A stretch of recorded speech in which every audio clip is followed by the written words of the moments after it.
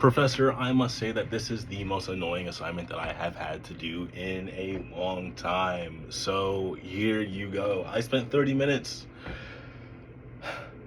doing my first TED Talk, trying to upload it, and it didn't upload because when you use the media file on Canvas, it doesn't want to upload. You hit save media, it does not save. And then I spent another 10 minutes doing my second one, and guess what?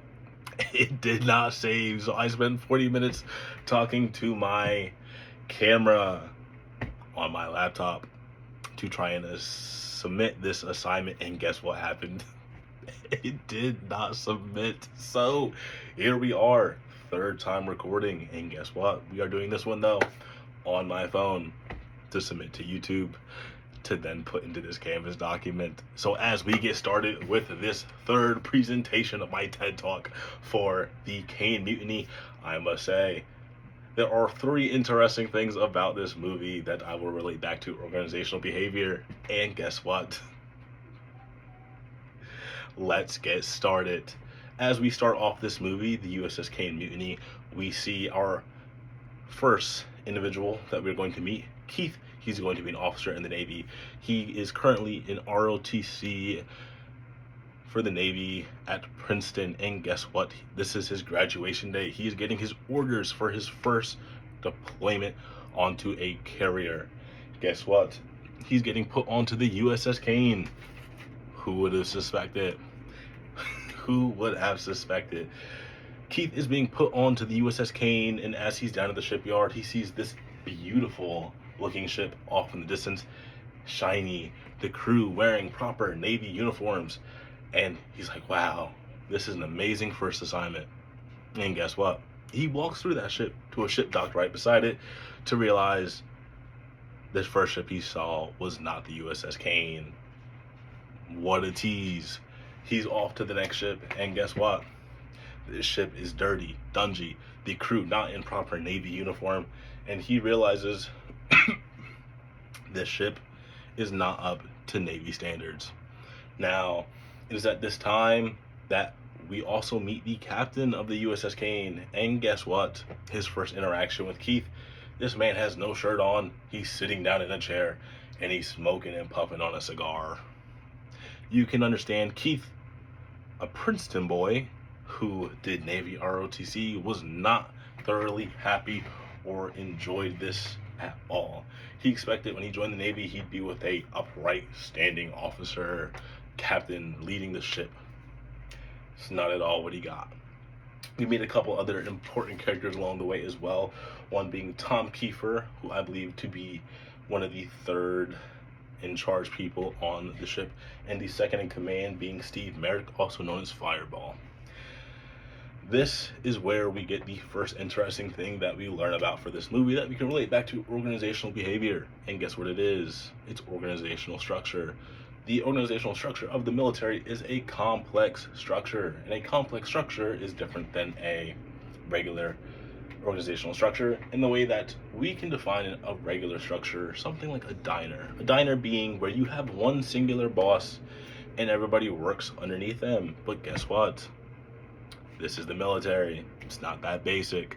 We have a complex organizational structure where you have your CO, who is your commanding officer, and it trickles down and breaks off into other small branches. You know why? Because there's a lot more important tasks to do on this minesweeping boat than there are in a diner. It's the first thing that we can go ahead and relate back to organizational behavior. And guess what? Let's get on to number two. As we move on thoroughly throughout this movie, we'll find that Keith is not happy with the way that the captain runs the ship. But luckily for Keith, or so he thinks, the captain is relieved of his duty as the captain of the USS CAINE, and a new captain is brought in. Captain Queeg, who spent 7 years out in the Pacific fighting against the Axis powers, and guess what? This man has seen it all. And as we go ahead and we move forward with the movie, we get to the second part of the movie that I find to be very, very interesting, that also relates back to organizational behavior. That second thing being organizational commitment and its effect on job performance. The way that we can see this through the movie would be the crew of the USS Kane had such an amazing relationship with the captain that left that they got him a watch before he left that he could not accept while he was still captain. But as soon as he was not captain, he took it. They really loved and they cared about their captain, and they did the jobs to the best of their ability.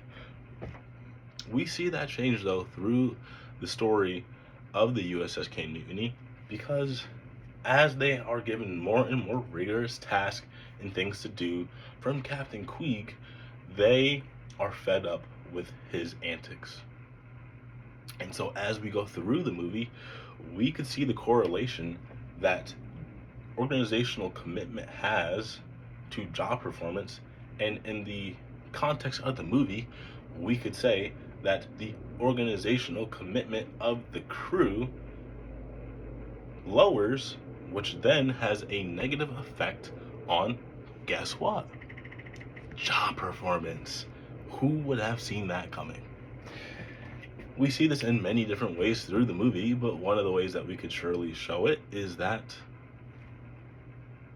you gotta just look at the way that they behaved when they were doing their drill exercises. We see multiple drill exercises completed throughout the movie, and as they're doing the minesweeping operation, guess what? The captain has them roll over their own tow line. No bueno whatsoever. That is a problem. But as the captain is yelling and squeezing out Keith like he is a rag cloth, and he runs over his own tow line, he's like, "Oh, buddy, Keith, guess what? You're not so bad after all." All of this trying to save his own tail end so that he does not get thrown under the bus for him running over his own tow line for his ship. What a captain. And you could see as well that the organizational commitment that we have for the officers of the Caine completely drops throughout the movie. We see this because Captain Queeg, at some point after one of his interactions, and I believe it was after the yellow stain incident, which occurred because the captain dropped a yellow dye marker in the water more than 1,000 yards away from a beach that they were supposed to provide cover for a landing crew to come into the beach and storm. He left more than 1,000 yards away and left a dye marker on the position of the landing crew. We don't find out in the movie if they made it to the beach or not, but if they had the yellow dye marker showing their position in the water, giving the enemy a clear sign of where to shoot, you can imagine how it went. So, nevertheless, after one of these interactions, he has a sit down with his officer crew for the USS Caine. And this is where we get to the second interesting thing about this movie: the organizational commitment that we see from the officers. Now, I already talked about it with the crew, the regular crew, those that were the non-commissioned officers and the lower ranking enlisted members of the crew, but we also see it through the officers' perspective. Captain Queeg was asking them for help. He told them that, if you have anything you need to say and get off your chest, get it off your chest. And guess what? They just sat there. Didn't say a thing. Literally did not say a thing to this man. And guess what? That hurt him. And when the captain was in his time of need, his own officers were not there to help him, which can correlate back to organizational commitment and their job performance, and the negative correlation because they were not there to help out their captain in his time of need. And as we get to the third thing that is very important that relates back to organizational behavior, we will finish up by talking about the typhoon. There was a typhoon that happened out in the water when they were out at sea during a combat mission, and they were given orders from command to go in a certain way. But as they lost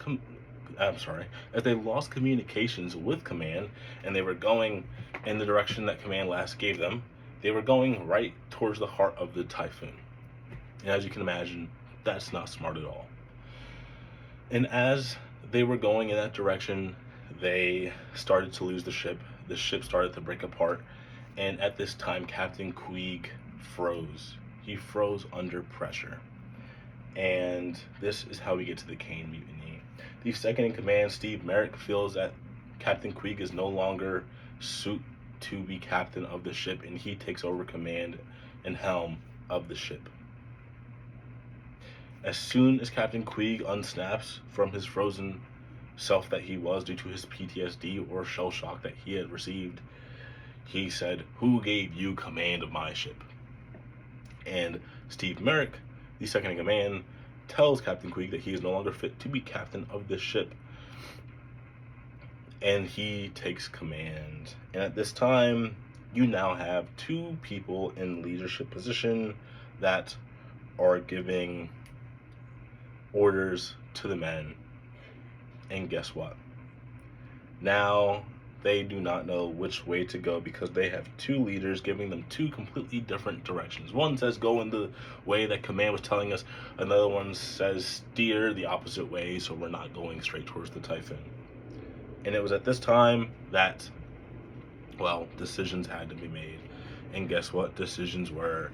And the navigator went and chose what Steve Merrick was doing. This relates back as the third interesting thing that we can relate back to organizational behavior, because there is a specific structure that is used within organizational behavior where if you have one leader, it changes the way that you respond to things when interacting with that leader. But if you are to be in a position like this individual was, where you are with an organization and there are multiple leaders that are over your one specific area, you now have multiple different tasks that are not the same and can completely mess you up. And that is what we see here in the Caine Mutiny.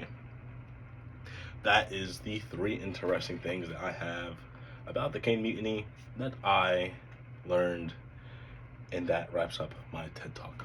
Thank you very, very much.